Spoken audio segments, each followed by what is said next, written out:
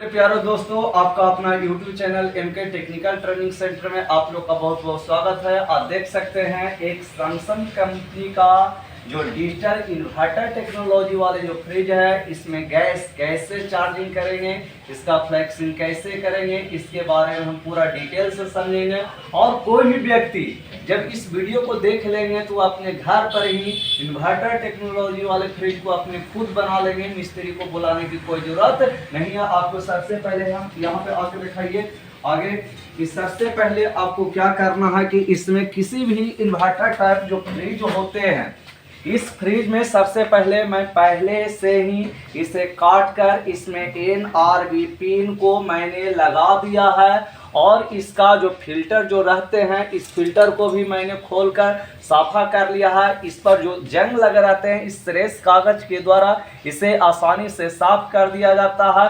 अब इसका हम फ्लेक्सिंग, ये अंदर ग्राउंड कंडेंसर, इसके अंदर एक प्रकार की जाली होती है जिसके द्वारा ये डिस्चार्ज लाइन के द्वारा पूरे गैस इस जाली में घुल घुल कर ये फिल्टर के पास आते हैं। फिल्टर के बाद ये कैपिलरी ट्यूब में जाते हैं। कैपिलरी ट्यूब के बाद इसके अंदर एवोरेटर में जाते हैं। इसके लिए सबसे पहले हमको कंडेंसर का फ्लेक्सिंग करना पड़ता है। फ्लेक्सिंग कैसे करेंगे? इसी कंप्रेसर के द्वारा कंडेंसर का फ्लेक्सिंग करेंगे। सबसे पहले हम इस कंप्रेसर को चालू करने के लिए इसका जैक हम इसमें लगा देते हैं। लगाने के बाद आपको दिखाते हैं कि क्या इसमें किस तरीका के द्वारा इसका हम फ्लेक्सिंग आसानी से कर सकते हैं। देख सकते हैं इसका जो पिन है, ये 3 कॉमन रनिंग स्टार्टिंग का जो पिन है, इसको मैंने लगा दिया। और एक पावर बोर्ड में भी जब इसे हम सप्लाई देते हैं तो यहाँ से इसका फ्लेक्सिंग होगा। देख सकते हैं इसे चालू कर दिए हैं। 1 से 2 मिनट में यह पूर्ण पे ना चालू होगा। इसका बाद हम कंडेंसर का फ्लेक्सिंग करेंगे। जैसे ही इसका जो मेन लीड होते हैं, इसको जैसे हम बोर्ड में सप्लाई देते हैं तो 2 से 3 मिनट में, जितने भी इन्वर्टर टाइप जो फ्रिज होते हैं, इसे चालू होने के लिए 2 से 3 मिनट की जरूरत पड़ता है। अब 3 मिनट के बाद ये हमारा कंप्रेसर चालू हो गया। इसका फ्लेक्सिंग हम कैसे करें? इस अंगूठे के द्वारा इस कंडेंसर की पाइप को हम अंगूठे से जब दबाते हैं, और जब तक आपके अंगूठे पर जब तक दबाव नहीं आता, देख सकते हैं कितना गंदगी इसके अंदर से निकलते हैं, झाग की तरह निकलते हैं। बहुत सारे में तेल भी निकलेगा, आपको इससे हथियाना नहीं है। जब तक ये गंदगी जब तक नहीं निकलता, देख सकते हैं कितना झोंका के साथ आपके अंगूठा पर जब तक दबाव नहीं आता है तब तक आपको छोड़ना नहीं, फ्लेक्सिंग हमेशा करते रहना है। और देख सकते हैं हमारा कंप्रेसर चालू है, जो कंपन होते हुए आपको दिखाई पड़ रहा है। जैसे देख सकते हैं आवाज़ भी आता है। देख सकते हैं कितना झाग की तरह निकलते हैं।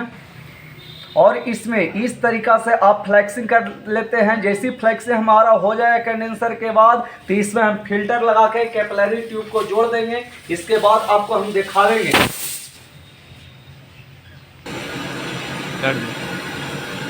इसके बाद देख सकते हैं कि हम फिल्टर को इस कंडेंसर वाले पाइप में हम फिल्टर को आप वेल्डिंग मार रहे हैं। वेल्डिंग मारने के लिए सबसे पहले ये लोहा और कॉपर लोहा और कॉपर के पाइप के बीच में वेल्डिंग मारने के लिए आपको फ्लक्स पाउडर की जरूरत पड़ता है। जैसे हम फ्लक्स पाउडर इस पर लगाते हैं तो आपका जो वेल्डिंग होगा ये 100% परफेक्ट होगा।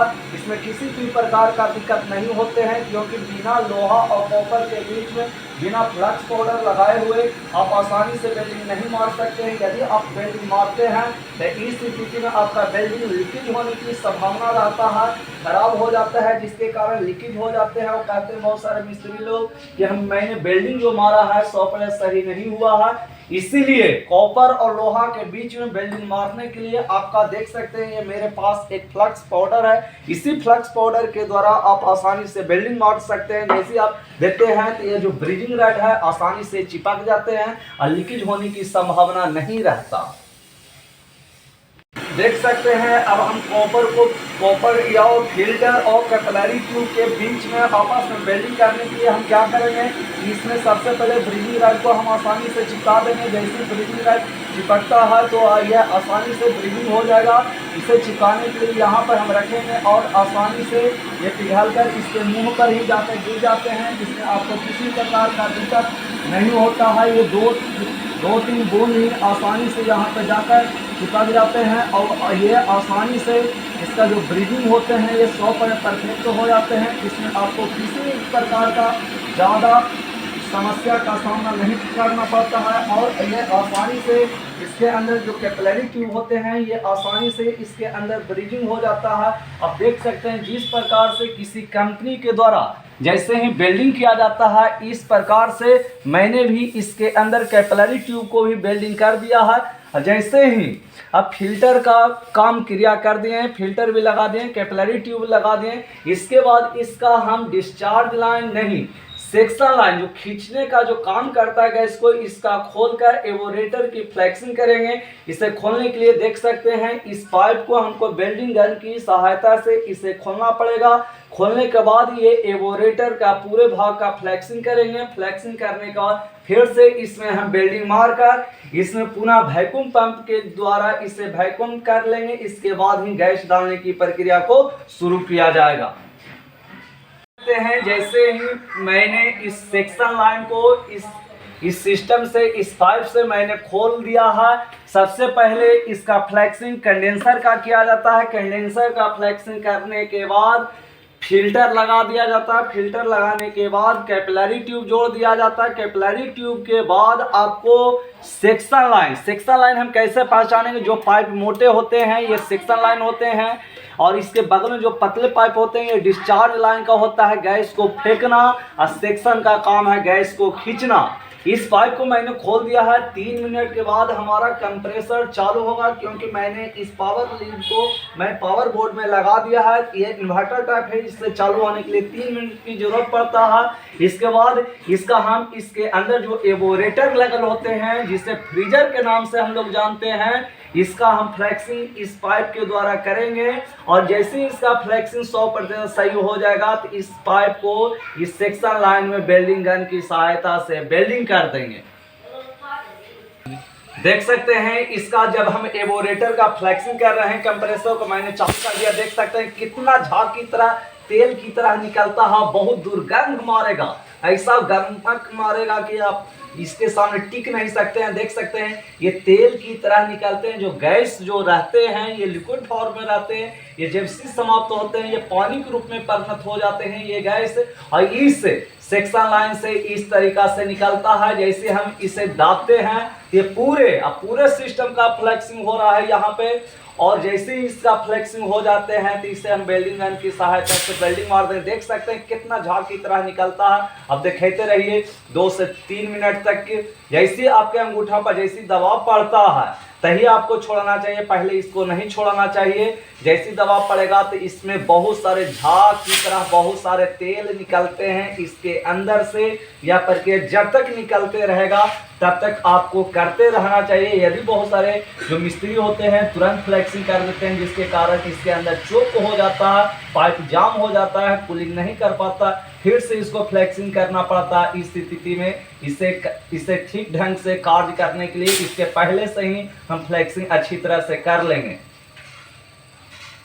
अब हम सेक्शन लाइन को हम वेल्डिंग कर रहे हैं। इसको फ्लेक्सिंग कर लिए थे पूर्व पे ना, जब फ्लेक्सिंग कर लिया जाता है तो इस सेक्शन लाइन को भी वेल्डिंग आसानी से कर दिया जाता है। वेल्डिंग करने के समय इस पाइप को और इसमें आसानी से हम डाल देते हैं और इस पर ब्रिजिंग रॉड आसानी से जब पिघलाते हैं तो हमारा सेक्शन लाइन का वेल्डिंग आसानी से हो जाता है। इसे वेल्डिंग करने के लिए आपको ज़्यादा कठिनाई का सामना नहीं करना पड़ता है क्योंकि ये जो कंपनी देता है दोनों कॉपर पाइप ही जब देते हैं तो कॉपर से कॉपर में वेल्डिंग करना बहुत आसान होते हैं, किसी प्रकार का दिक्कत नहीं होता। आपको सिर्फ इस रॉड को यहाँ पर रखना और छोड़ देना, ये आसानी से दोनों साइड में ये आसानी से पिघल जाते हैं। आपको इसमें किसी प्रकार का दिक्कत का सामना नहीं करना पड़ता।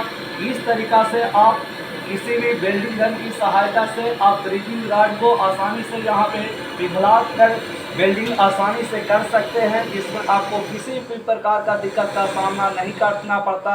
इस तरीक़ा से आप किसी भी सेक्शन लाइन के पाइप को आप वेल्डिंग गन की सहायता से ब्रिजिंग आसानी से कर सकते हैं। देख सकते हैं जैसे ही मैंने सबसे पहले इसमें मैंने सबसे पहले इसका कंडेंसर का फ्लेक्सिंग किया, कंडेंसर के बाद मैंने फिल्टर लगा दिया, फिल्टर के बाद कैपिलरी ट्यूब जोड़ दिया, इसके बाद एवोरेटर का मैंने फ्लेक्सिंग कर लिया।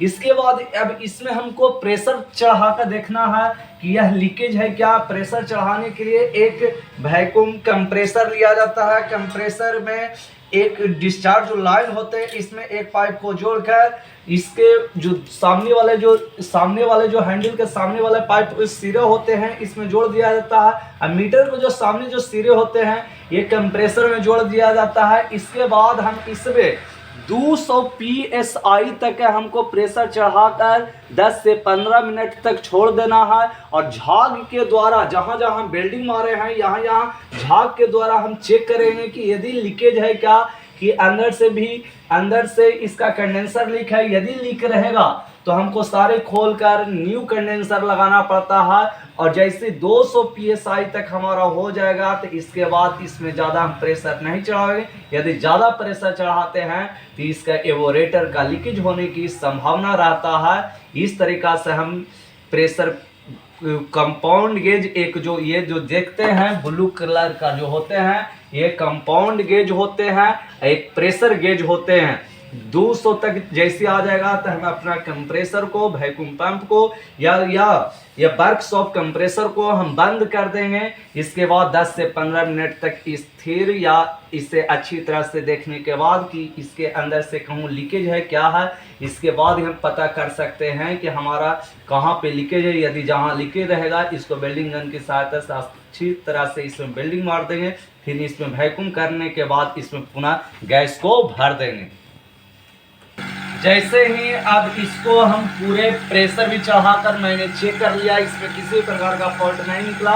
इसके बाद हम वैक्यूम पंप के जरिए इस पूरे सिस्टम का वैक्यूम कर रहे हैं। वैक्यूम करने के लिए देख सकते हैं कि इस प्रकार से हमको पाइप जोड़ना है। और इसमें जो ग्रीन कलर का जो देख रहे हैं ये जैसे ही ये काटे माइनस की ओर 30 पर चलावेगा तब हम समझ जाएंगे कि हमारा जो ये पूरे सिस्टम है इसका वैक्यूम हो गया। एक फ्रिज का वैक्यूम करने के लिए 5 से 10 मिनट की समय की जरूरत पड़ता है। जैसे 10 मिनट तक हम वैक्यूम कर लेते हैं, इसके बाद ही हम बंद करते हैं। इसके बाद इसमें गैस डालने की प्रक्रिया को शुरू करते हैं। मैंने वैक्यूम करना शुरू कर दिया है। जैसे ये 5 से 10 मिनट तक चलेगा सिस्टम, उस समय तक यह अच्छी तरह से वैक्यूम हो जाएगा। इसमें किसी प्रकार का दिक्कत नहीं हो सकता है। इस तरीक़ा से हम आसानी से इसके अंदर वैक्यूम कर सकते हैं।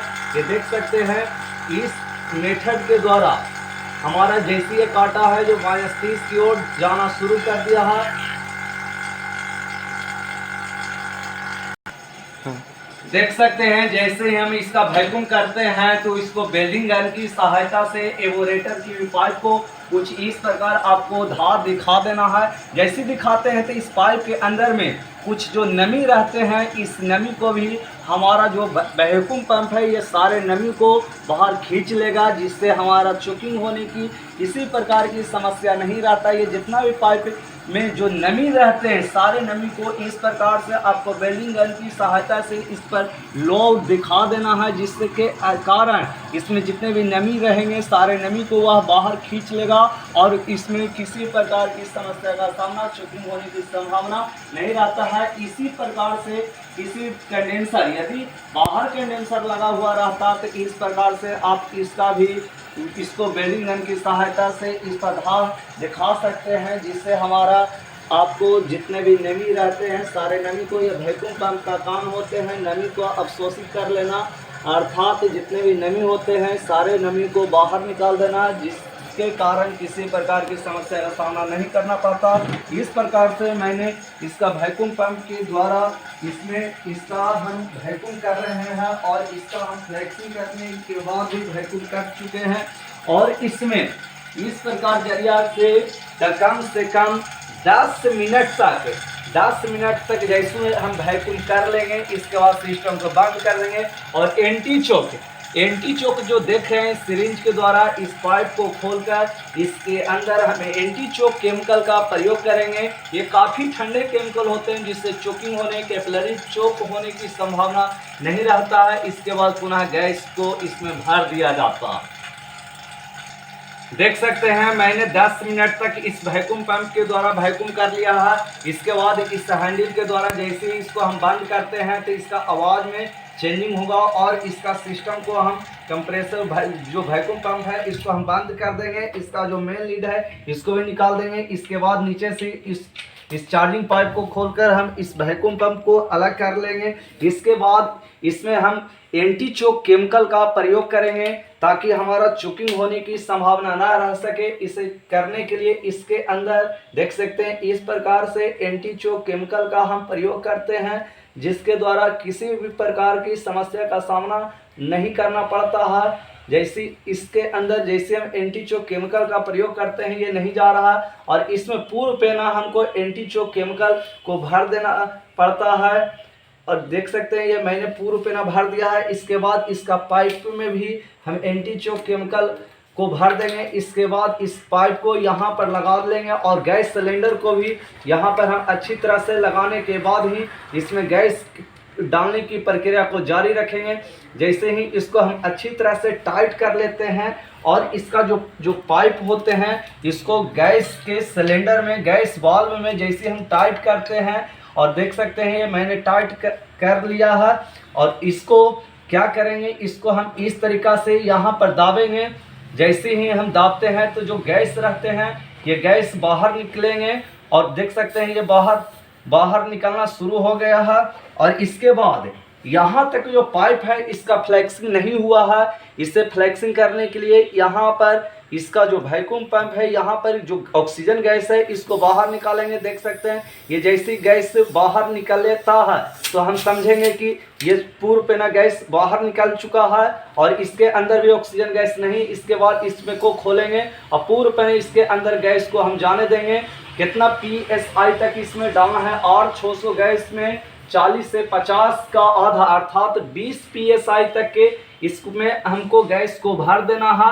इसके बाद जैसे उतना तक गैस भरा जाता है इसके बाद हम अपने सिस्टम को चालू करेंगे मेन बोर्ड में। जैसे हम मेन बोर्ड में जब सप्लाई को ऑन करते हैं तो 3 से 4 मिनट के बाद हमारा जो सिस्टम होगा ये चालू होगा। देख सकते हैं जैसे हमारा वर्क जो कंप्रेसर है ये चालू हो गया तो इसका जो कांटे हैं ये घटते हुए क्रम में आ रहे हैं। और इसका जो PSI होता है रनिंग प्रेशर होता है 0 से 1 PSI तक जाकर यदि हमारा रुक जाता है तो हम समझेंगे कि हमारे इस फ्रिज के अंदर 100% गैस भर दिया गया है। इसमें कभी ज़्यादा गैस का प्रयोग नहीं करना चाहिए क्योंकि ज़्यादा गैस का प्रयोग करने से बहुत समस्या का सामना करना पड़ता है। इसका स्टैंडिंग प्रेशर 40 से 50 PSI जबकि रनिंग प्रेशर 0 से 1 PSI तक होता। हम देखेंगे कि इसमें कितना तक के हमारा गैस भरा गया है। 0 से 1 के बीच में हमारा इस काटा होना चाहिए, कभी इससे ज़्यादा इसके अंदर गैस का प्रयोग नहीं करना चाहिए। और देख सकते हैं इसमें जो कुछ जो गैस होते हैं इसमें अच्छी तरह से हमको भर लेना चाहिए जिससे हमारा सिस्टम अच्छी देख सकते हैं। इसमें मैंने पूर्ण पेना गैस 0 से 1 PSI के बीच में मैंने पूर्ण पेना गैस को भर दिया है। और जैसी गैस को भर दिया तो इसका जो फिल्टर है ये भी काफ़ी फिल्टर है जो काफ़ी ठंडे या गर्म महसूस होते हैं। जैसे फिल्टर गर्म महसूस होते हैं तो हमको समझ जाना चाहिए कि इसके अंदर पूर्ण पेना कूलिंग कर रहा है। इसमें कूलिंग करने में किसी प्रकार का दिक्कत नहीं है। इस तरीका से किसी भी इन्वर्टर टाइप फ्रिज में आप गैस डाल सकते हैं आप अपने घर पर बिना किसी मिस्त्री को बुलाए हुए। और जिन बच्चों को यदि इलेक्ट्रिक का काम सीखने चाहते हैं तो हमारे पास आकर सभी प्रकार के इलेक्ट्रिक का काम सीख सकते हैं। स्क्रीन पर दिए गए नंबर पर संपर्क करके आकर अपने बेरोजगारी के कलंक को दूर कर सकते हैं। हमारा पोस्टल दिखा दीजिए, छोटका ही पोस्टल को ही दिखा दीजिए कि यही मेरा पोस्टल है। इसी पोस्टल पर जो दिए गए नंबर है इसी पर आप आकर बातचीत कर सकते हैं। हमारे पास सारे सिस्टम है, इसमें आपको 100% प्रैक्टिकल मिलेगा। जितना आप प्रैक्टिकल कर सकते हैं इसमें किसी प्रकार का दिक्कत आपको नहीं होगा। वीडियो देखने के लिए बहुत बहुत धन्यवाद। जय हिंद दोस्तों।